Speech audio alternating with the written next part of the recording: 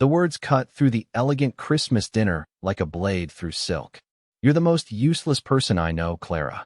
Preston Blackwood's voice carried across the mahogany table, silencing the gentle clink of crystal and silver. His family erupted in knowing laughter, their eyes gleaming with cruel satisfaction as they watched Clara's face crumble. She sat there, this quiet woman in her simple dress, surrounded by designer gowns and tailored suits, her fingers trembling around her wine glass. For 3 years, she had endured their mockery, their whispered comments about how Preston had married beneath him, how she was nothing more than a pretty face who'd gotten lucky. But what neither Preston nor his sneering relatives knew was that Clara Mitchell wasn't just some ordinary woman who'd stumbled into wealth.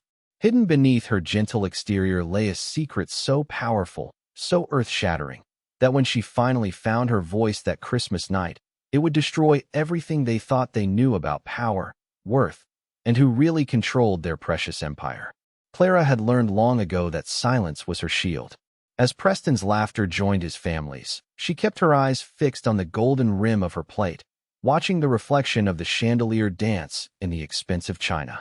The massive dining room felt like a courtroom, and she was always the defendant. "I mean, really," Preston continued, loosening his silk tie with the casual arrogance of a man who'd never known want. "What exactly do you bring to this family, Clara? You can't even hold a proper conversation about business. You just sit there, pretty and vacant." His sister Victoria Sterling snickered from across the table, her diamond earrings catching the light as she shook her perfectly styled head. "Oh, Preston, you're terrible. But honestly, Clara, don't you ever feel out of place here? This world requires a certain level of sophistication." The words stung because they were designed to.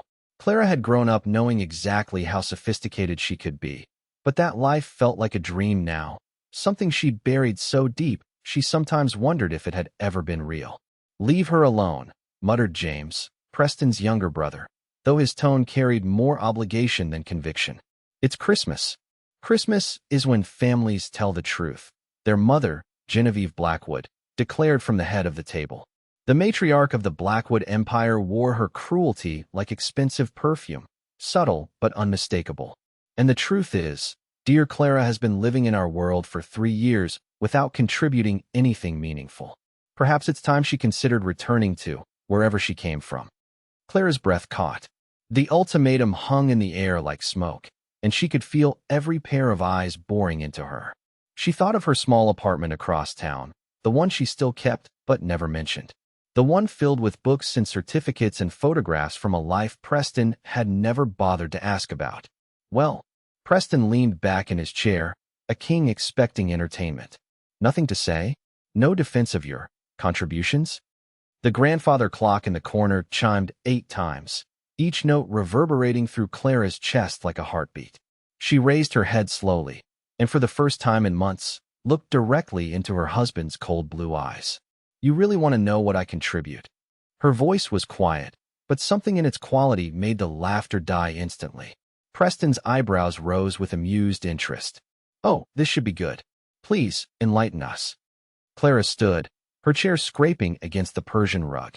Her hands were steady now, steadier than they'd been in years. "I contribute more than you could possibly imagine. But you've never asked, and I've never told you, because I learned a long time ago that some people only see what they expect to see." "Clara, darling," Genevieve's voice dripped with condescension, "we appreciate that you're trying to find your place here, but I own 47% of Blackwood Enterprises." The words dropped into the silence like stones into still water. Preston's face went through a series of expressions, settling finally on incredulous anger. "That's impossible. You're delusional." Clara reached into her small clutch and pulled out her phone. Her fingers moved with practiced efficiency as she pulled up a document and slid the device across the table to Preston. "Mitchell Holdings. My maiden name company. Check your own corporate records, Preston. Check who your largest silent partner has been for the past 15 years. The color drained from Preston's face as he stared at the screen. Victoria leaned over his shoulder, her mouth falling open as she read. This can't be real," Preston stammered. "It's very real," Clara said, her voice growing stronger with each word. "When my father died, I inherited his investment portfolio. He'd been buying Blackwood stock since before you were born, Preston. When the company nearly went bankrupt in 2010, it was my money that saved it. My family's money. Money I've never touched, never mentioned, because I believed in building a marriage based on love, not financial leverage. Genevieve's face had turned ashen. Richard Mitchell. Oh my God, he was your father? You knew him? Clara asked, though she could see the recognition dawning in the older woman's eyes. He was one of the most brilliant financial minds of his generation. He built 3 separate empires from nothing. Genevieve's voice was barely above a whisper. And he taught his daughter everything he knew, Clara continued. I have 2 master's degrees in economics and international finance from Stanford. I've been managing my own portfolio since I was 25. I speak 6 languages fluently because I've been conducting business on 4 continents for the past decade. Preston's hands were shaking as he scrolled through the documents on Clara's phone. Why didn't you tell me? Why did you let us? Because I wanted to be loved for who I am, not what I'm worth. Clara's voice cracked slightly. I wanted a husband who would see my value beyond a bank statement. I thought if I could just be patient enough, kind enough, you might eventually notice that I'm not the empty-headed decoration you married. The truth was spreading through the room like wildfire. Victoria had gone pale, James was staring at Clara with newfound respect, and Genevieve looked like she'd seen a ghost. But you were always so quiet, Victoria said weakly. You never contributed to our business discussions. Because every time I tried to speak, I was interrupted or dismissed. Do you remember the merger discussion last month? I started to mention the European market implications, and Preston told me to stick to topics I understand. So I learned to stay quiet. Clara walked around the table slowly, and everyone watched her as if seeing her for the first time. I've been watching this family for 3 years, learning how you operate, understanding your values. And I've realized something important. Wealth without wisdom is just elaborate poverty. Preston's face had shifted from shock to something approaching panic. Clara, we didn't know. If you had just told us, would it have mattered? Clara's question hung in the air. Would you have treated me better if you'd known I was rich? Would that have made you see me as a person worthy of respect? The silence stretched uncomfortably. Clara looked around the table at these people she'd tried so hard to please. These people who had made her feel small and worthless for years. There's something else you should know, she said quietly. I've been documenting everything. Every cruel comment, every humiliation, every time I've been excluded from family decisions despite being legally entitled to participate. I've been building a case. A case for what? Genevieve's voice was sharp with fear. Divorce, Clara said simply. And considering my stake in the company, considering the emotional abuse I've endured, considering that I can prove a pattern of deliberate exclusion from business decisions that affect my investments, well, my lawyers tell me I have an exceptionally strong position. Preston shot to his feet, his chair toppling backward. You can't be serious. You're my wife. I'm your victim, Clara corrected. There's a difference. She pulled out a business card and placed it on the table. That's my attorney's information. I've been working with her for 6 months, documenting everything, preparing for this moment. She specializes in high-asset divorces and corporate litigation. Clara, please. Preston's voice had lost all its earlier confidence. We can work this out. We're family. Family doesn't treat each other the way you've treated me. Clara's voice was steady, but her eyes were bright with unshed tears. Family doesn't mock and humiliate each other. Family doesn't make someone feel worthless for 3 years. She looked around the table one last time. I gave you every opportunity to see who I really am. I waited. I hoped. I believed that love would be enough. But you only love what serves you, and I refuse to serve anymore. Victoria found her voice first. What will happen to the company? That depends on Preston, Clara said. I could sell my shares to competitors. I could initiate a hostile takeover. Or, she paused dramatically. Preston could agree to a fair divorce settlement, and I could remain a silent partner, as I've been for 15 years. The implications hung heavy in the air. Without Clara's shares, the Blackwood family would lose control of their own company. With them, they were at the mercy of a woman they'd systematically underestimated and abused. You planned this, Preston accused, his voice hollow. I planned to survive, Clara replied. I planned to protect myself from people who confused wealth with worth, who thought cruelty was sophisticated, who believed that because someone is quiet, they must be stupid. She walked to the window and looked out at the snow falling on the manicured gardens. Do you know what the saddest part is? I actually loved you, Preston. I loved the man I thought you could be. I imagined that underneath all the arrogance and cruelty, there was someone decent waiting to emerge. I was wrong. Clara, don't do this, Genevieve pleaded. Think about what you're destroying. Clara turned back to face them. I'm not destroying anything. I'm revealing what was always there. You destroyed your own family the moment you decided that money was more important than kindness, that power was more valuable than love. She gathered her small purse and walked toward the door. I'll be staying at the Ritz-Carlton until my lawyer can arrange something more permanent. My assistant will be in touch about retrieving my personal belongings. Assistant? James spoke for the first time in minutes. Did I not mention? I run a consulting firm. International Financial Strategy. I have 17 employees across 3 offices. I've been working from home office you thought was my craft room. Clara's smile was sad, but no longer weak. I've been helping small businesses grow into major corporations while you've been telling me I'm too stupid to understand your board meetings. The revelation hit like a physical blow. Preston sank into his chair, his face buried in his hands. One last thing, Clara said from the doorway. The charity auction next week? The one where you're donating that vintage wine collection to look generous? That collection is legally mine. It was purchased with Mitchell Holdings dividends. I've already contacted the auction house to redirect the proceeds to the women's shelter downtown. They help women who've been made to feel worthless by people who should have protected them. With that, she walked out of the dining room, her heels clicking confidently on the marble floor. Behind her, the silence was deafening. The next few days passed like a fever dream for the Blackwood family. Clara's lawyer, a formidable woman named Margaret Shun, arrived at the Blackwood offices with a team of accountants and forensic specialists. The revelation of Clara's true financial position sent shockwaves through the company's executive team. She owns more of this company than the rest of us combined, James told Preston as they sat in the conference room, reviewing the documents Margaret had provided. How do we not know this? Preston's hands shook as he poured another cup of coffee. Because we never looked. We assumed she was nobody, so we never bothered to check. The irony was bitter and complete. For 15 years, Clara's money had been the silent foundation keeping Blackwood Enterprises stable. Her investments had funded their expansion, her dividends had cushioned them through market downturns, and her financial acumen, which they'd never bothered to recognize, had guided decisions that made them all wealthy.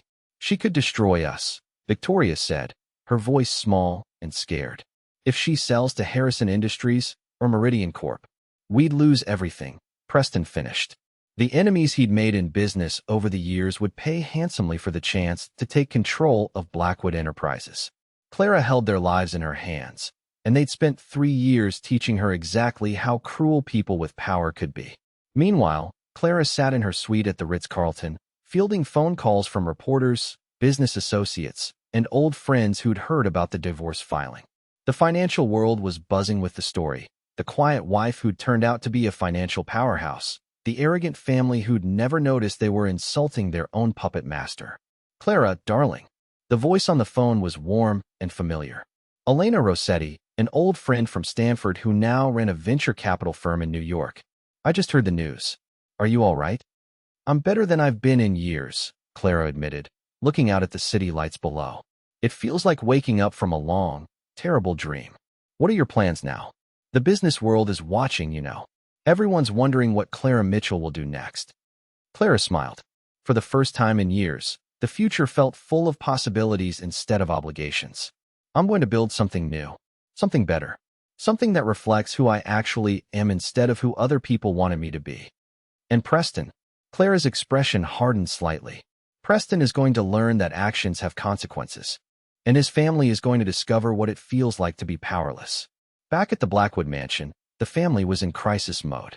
Their lawyers had reviewed Clara's case and delivered devastating news. She had grounds for emotional abuse, deliberate exclusion from family business decisions despite her stake in the company, and financial neglect. Her documentation was thorough and damning. She recorded conversations. Their lawyer, David Chambers, explained. She has emails, witness statements from household staff, even medical records showing the stress-related health issues she's been dealing with. This isn't just a divorce filing. It's a comprehensive indictment of how she's been treated. Genevieve, who prided herself on her social standing, was facing the worst nightmare of her privileged world: public disgrace. The country club is already talking. Margaret Harrison called to check on me.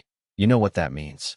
Everyone's going to know we've been cruel to someone who had the power to destroy us all along. Because we have been cruel, James said quietly. God, when I think about some of the things we said to her. She was sitting there, owning half our company, and we were treating her like an idiot. Preston hadn't slept in 3 days. Every time he closed his eyes, he saw Clara's face from that Christmas dinner, the moment when she'd finally had enough, when years of patient endurance had crystallized into steel-hard resolve. I have to talk to her. I have to make this right. You can't, Victoria said flatly. David already explained. Her lawyers won't allow contact except through official channels. She's done with us, Preston. Completely done.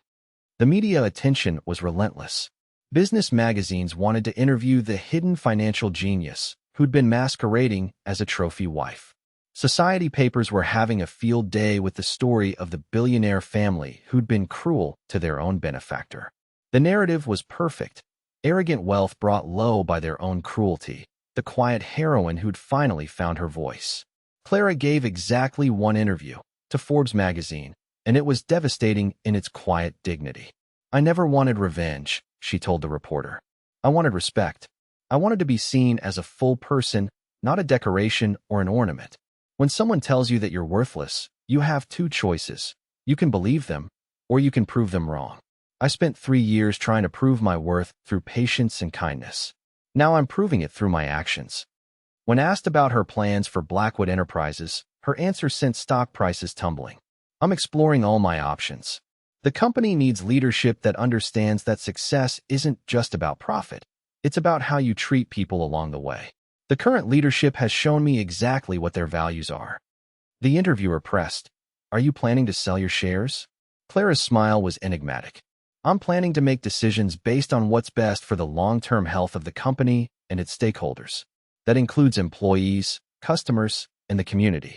It doesn't necessarily include people who've proven themselves to be poor stewards of power.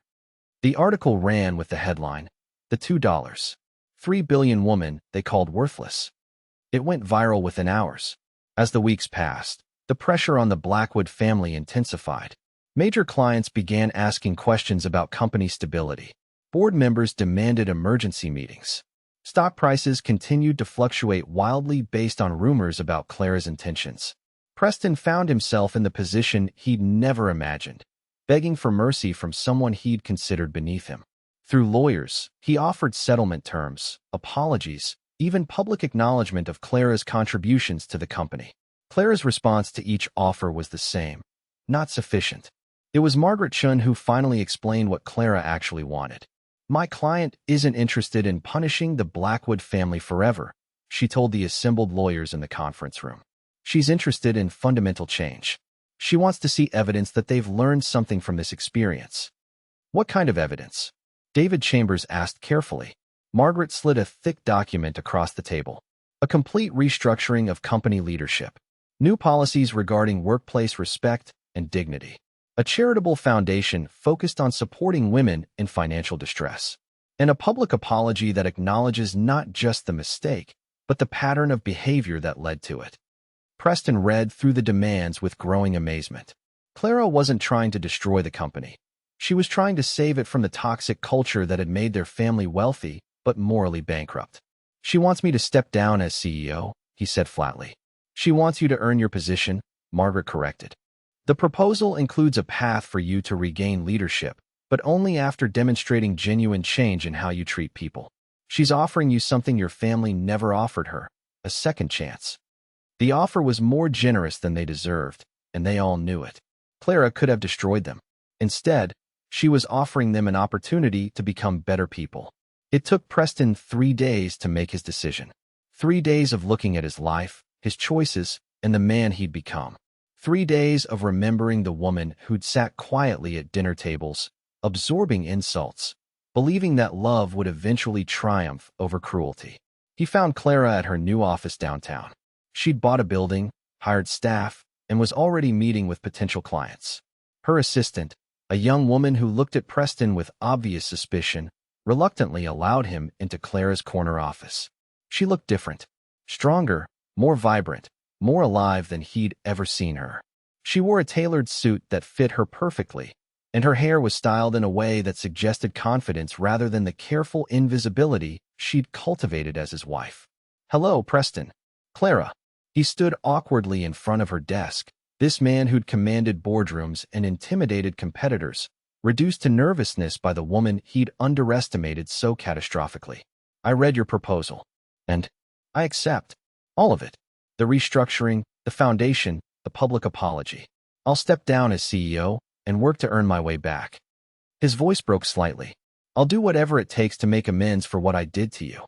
Clara studied his face for a long moment. "Why?" "Because you were right. About everything. I confused wealth with worth, power with purpose. I became someone I don't recognize, someone I don't like. And I hurt the best person I've ever known because I was too arrogant to see what was right in front of me. And if I give you this second chance and you return to the company as CEO someday, what guarantee do I have that you won't become that person again?" Preston pulled out a document from his briefcase. "I've been seeing a therapist, Dr. Sarah Klein. She specializes in helping executives examine the relationship between power and character. I've also enrolled in a program on ethical leadership at the university. I want to understand not just how to be successful, but how to be good." Clara's expression softened slightly. "That's a start. Clara, I know I have no right to ask this, but is there any chance that someday you might forgive me? Not for my sake, but for yours? Because carrying anger is a burden, and you've already carried enough burdens because of me." She was quiet for a long time, looking out the window at the city below. "I've already forgiven you, Preston. I forgave you before I ever filed for divorce. Forgiveness isn't about what you deserve. It's about what I need to be free." "Does that mean?" "It means I wish you well in your journey to become a better person. But our marriage is over.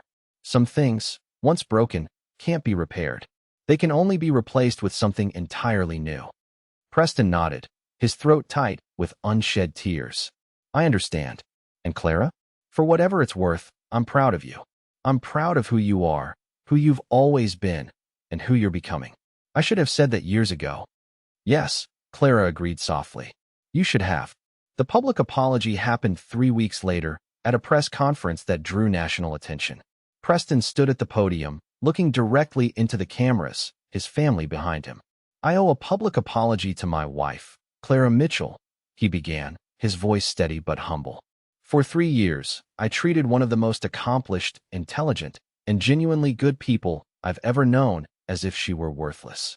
I mocked her, dismissed her, and allowed my family to do the same. I did this because I confused money with character, status with worth, and power with the right to be cruel." The cameras flashed as he continued. "Clara Mitchell is not just my wife. She's one of the most successful financial strategists of her generation. She's been the silent partner keeping our company stable for 15 years, the wisdom behind decisions I took credit for, the strength supporting a family that never acknowledged her contributions. I failed to see her worth not because it wasn't there, but because I wasn't looking." His voice broke slightly.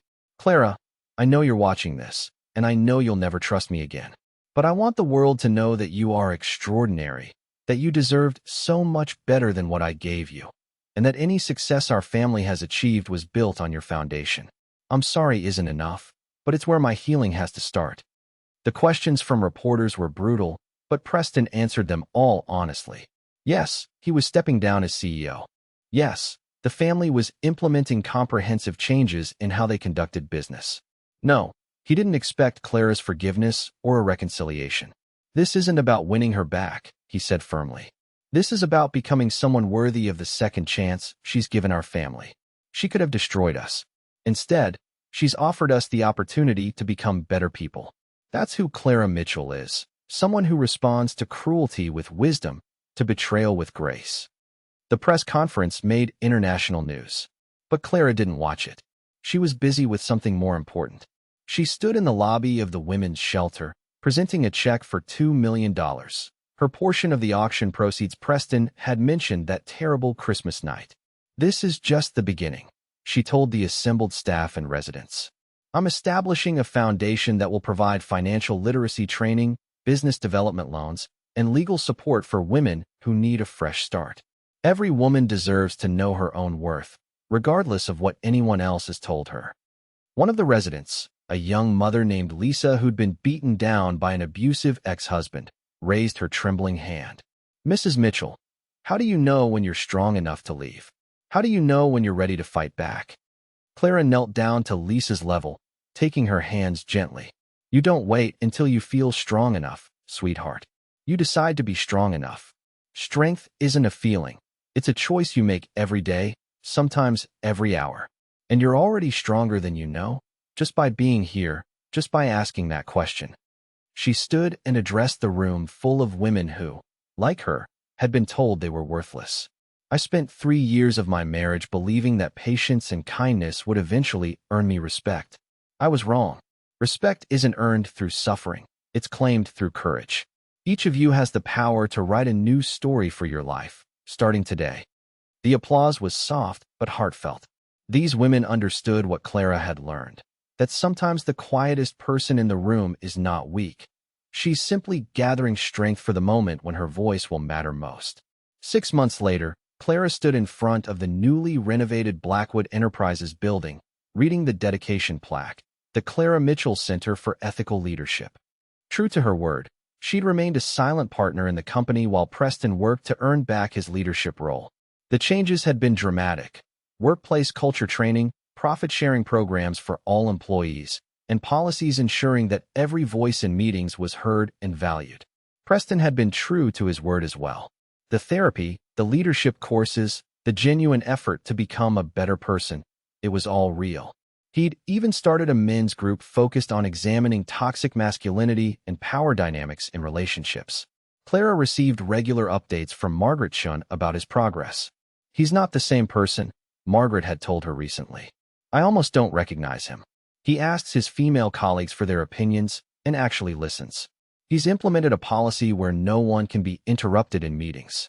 He's even learned to apologize when he's wrong, which apparently was a completely foreign concept before."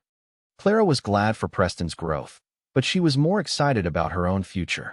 Her consulting firm had expanded internationally, and she was about to launch a program that paired successful businesswomen with those just starting their entrepreneurial journeys. She'd also fallen in love again, with a man who'd known exactly who she was from the first day they met. Dr. Michael Chun, Margaret's brother, was a professor of sustainable economics who'd been consulting on Clara's foundation work. He was brilliant, kind, and had never once made her feel like she needed to be less than she was to make him comfortable. "You know," Michael said, joining her on the sidewalk and wrapping his arms around her from behind, "I'm proud of you. Not because you're successful or wealthy or powerful, but because you're you. Because you turned pain into purpose, betrayal into benevolence." Clara leaned back against his chest, feeling truly at peace for the first time in years. "I learned something important from all this. You can't make someone see your worth by diminishing yourself. You can only shine so brightly that they have no choice but to acknowledge the light." She looked up at the building where she'd spent so many holidays being belittled and dismissed. Now it bore her name and represented values she believed in. The transformation was complete, not just of the company, but of herself. "You know what the best part is?" she said to Michael. "Preston asked me once what I contributed to the family. I spent years trying to prove my worth through their standards. Now I realize the question was wrong from the beginning."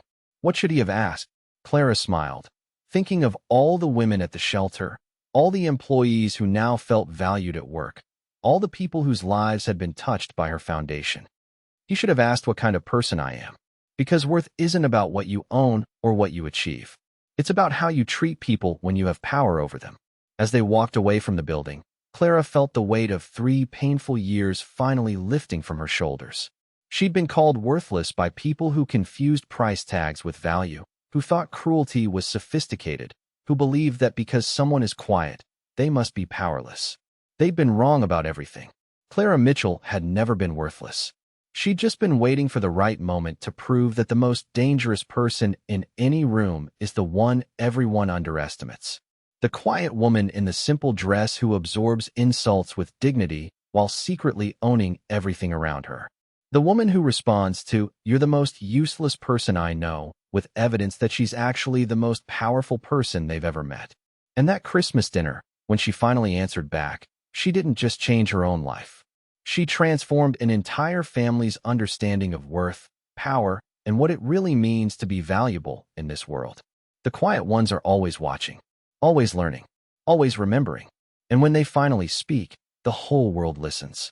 So grab your tissues for this one, because Clara's story reminds us that strength isn't always loud, wisdom isn't always obvious, and the person you underestimate today might just be the one who holds your future in their hands tomorrow. If this story touched your heart, let us know in the comments below. And remember, you never know who's sitting quietly at your table, waiting for the moment when their voice will matter most.